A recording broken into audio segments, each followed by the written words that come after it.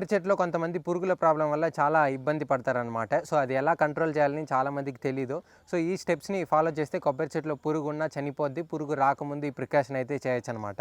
ఇక్కడ మీరు నా చేతిలో చూస్తున్నది ముందు నేనైతే స్టోన్ సాల్ట్ అయితే తీసుకున్నాను అనమాట. ఒక కేజు. దాంట్లో ఒక కేజీతో పాటు ఒక కేజీ మళ్ళీ ఇసుకైతే తీసుకున్నాననమాట. సో, 2 ఈక్వల్‌గా తీసుకొని దాన్ని మంచిగా మిక్స్ చేసుకోవాలనమాట. చాలా మంచిగా మిక్స్ చేసుకొని మీకు ఎక్కడెక్కడ పురుగులు వస్తున్నాయి, ఎక్కడెక్కడ లోపల బ్రాంచెస్ లోపల వస్తున్నాయని తెలిస్తే దాని లోపల మిక్స్ చేసి వేయడం వల్ల లోపల ఉన్న పురుగు అనేది ఉన్నా కానీ చనిపోద్ది. అలా జస్ట్ ఇప్పుడే స్టార్టింగ్ స్టేజ్ వచ్చిందన్న కాబట్టి కూడా సో అక్కడి నుంచి అది వెళ్ళిపోద్దనమాట. సో ఈ స్టెప్స్ని అయితే ఫాలో చేయండి.